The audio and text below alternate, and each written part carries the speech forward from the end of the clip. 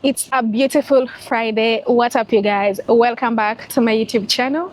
If you're seeing me for the very first time, hi, my name is Monica, and you are most welcome to this video. So, if you're seeing me for the very first time, on this channel, I share my journey. I'm an African girl living and working in the United Arab Emirates. And one of the biggest reasons as to why I feel the need to share my journey and to tell my story is because there are lots of misconceptions about what life is like for Africans in the United Arab Emirates, and some of them come off as stereotypes. So if you are an African, you're moving around in Dubai, you might actually be just a tourist. There are stereotypes who come to you and you feel like, oh my God, I cannot believe this person thinks this of me. So on this channel, creating awareness, first of all, to non-Africans and also to fellow Africans, especially those who have not come to the United Arab Emirates. There are always the misconceptions that come about of what life might be like for your sisters and brothers over here. Anyway, so in today's video, I'm going to talk about something that I personally aspire to, and I'm going to try and talk on this, encourage anyone that is already in the United Arab Emirates, encourage Africans who are already here, but also encourage Africans who are still in Mother Africa and they are thinking about traveling to the United Arab Emirates.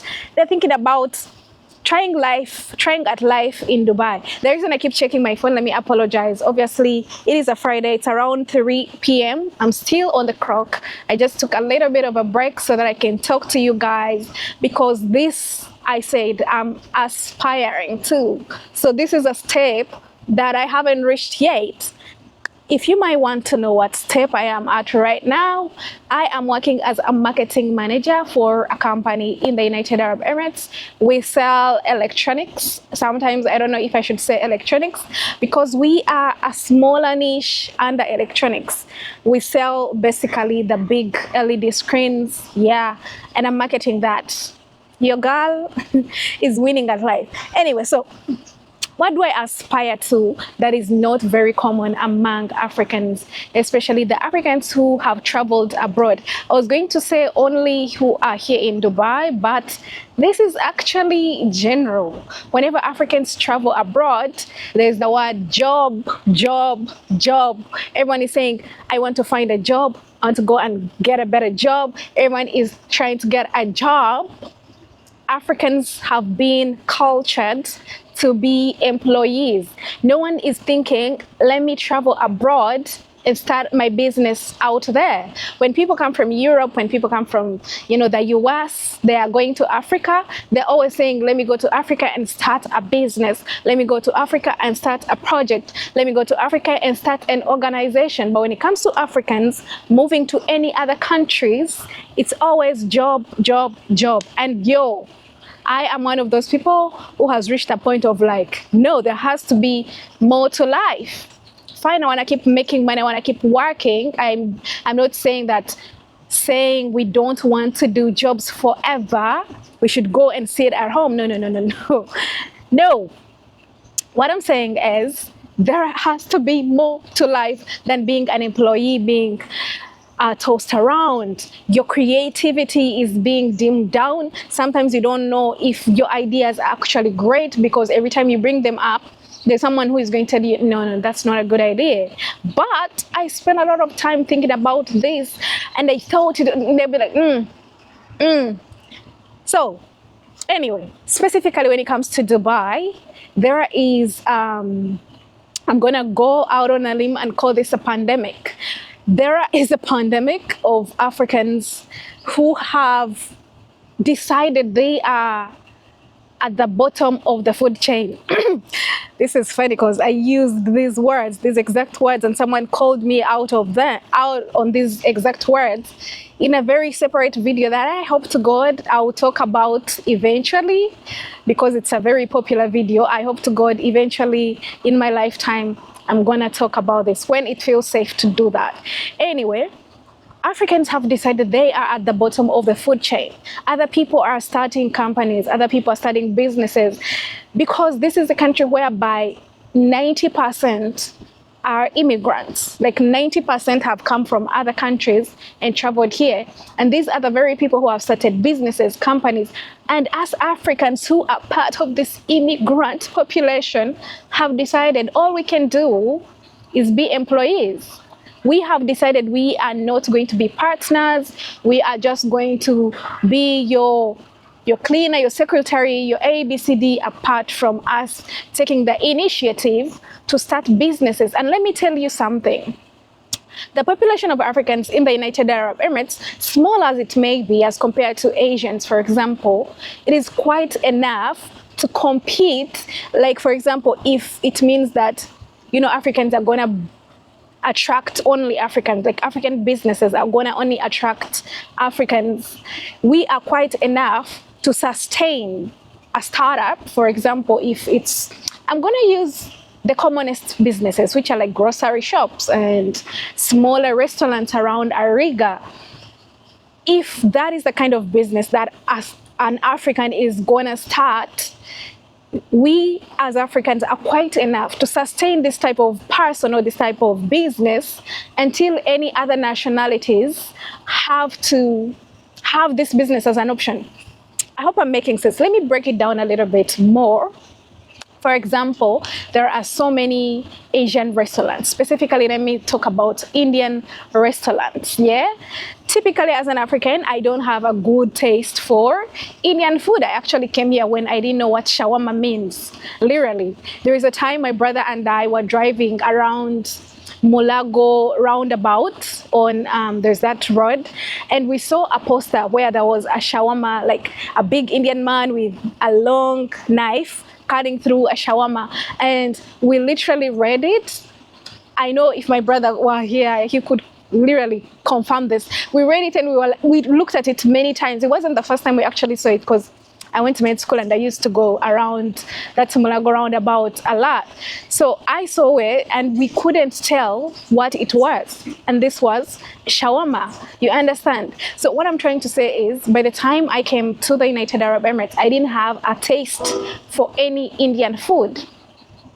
Got it? But because they are a lot everywhere, down the street, below my block, front, back, everywhere you look, it is going to be an Indian restaurant. So with time, you just be like, okay, I'll have some rice. It's rice.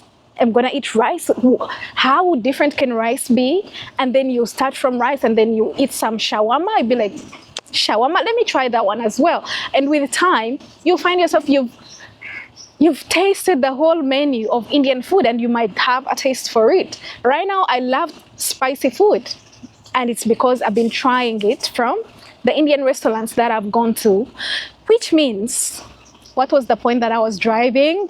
Which means we are enough Africans that if an African started a business, Africans could go to this business, and if they stand long enough, Indians, Pakistanis, Bangladeshi, and Filipinos, Nepalese might be like, you know what, let me try some African food today. And I'm giving food as an example because there are so many, we have differences in our foods. Like there is a very big difference in African food and Indian food, for example. That's why I'm using this, because it's like an extreme example. If you start a business, a restaurant business as an African, you're making only African food, you might only have Africans as customers. But I'm telling you, eventually, other nationalities might try and they might have a good, we have the tastiest food. We have the tastiest food, but we are not putting it out there.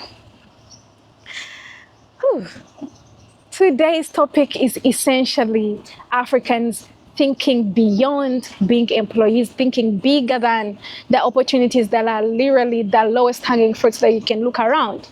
For example, the easiest jobs, you find like the commonest jobs, cleaner, working in warehouses. You find these are the jobs which Africans are targeting.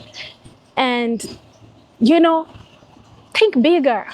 Think bigger. You are not excluded from the opportunities that this country has to offer. If we compete favorably, if we show if we show up, actually, let me relate this to something else that is a very common topic. When you are renting, and let me tell you guys, before I talk about this, because I know this is controversial, before I talk about this, segregations, they happen everywhere, not just here in the United Arab Emirates. So you might be in South Africa, for example. I was in South Africa, long story.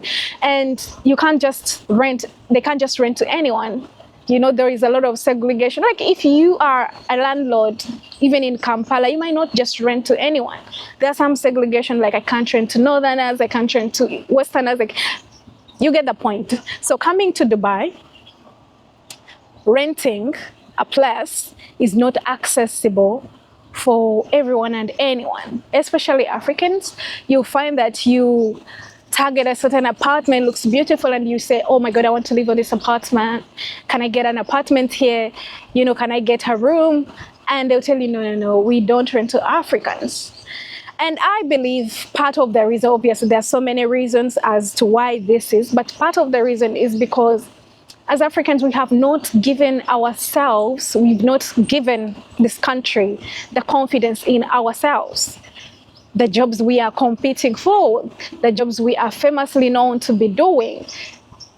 Like, African, they don't even need to ask you what you do. They are going to assume, oh, she's probably a cleaner. Yeah? But if we keep changing the status quo, if we keep changing what is known, the stereotypes, we keep making sure that, hey, us Africans too, we have money from Africa that we can bring here and invest, because all these other nationalities are also bringing money from their countries and investing it here.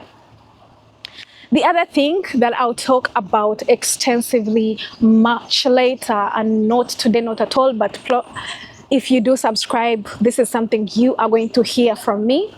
I'm doing my MBA, and obviously the reason I'm doing this MBA is to improve myself as a person in terms of business, but also to try and explore different aspects of my career as an individual. One of them is like doing a startup. When you do a startup, sometimes people finance the startups themselves. Obviously, I don't come from money, which is why I'm here on Cheyo. Yeah, Cheyo is like going abroad to work. Cheyo. Anyway, I don't have money, I don't come from money. So, which means when I do eventually want to start a business, I will need funding. The point I'm trying to drive at, that I'm going to eventually talk about how to find money for your startup, which means you don't always have to have the money. Some of these people like Damak, there is that other D real estate company. They didn't have the money themselves. The guy didn't have the money. He just had the idea and he wrote very good business proposals and he was able to attract money.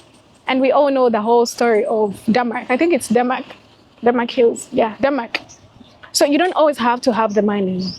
You just have to have the dream, the zeal, the plan. If you're researching on how to write the best CV, it's time to refocus your brain and start thinking about how to write the best proposal. Guys, we gotta go back to work, and thank you for watching this video. I'll see you guys in the next one. Bye.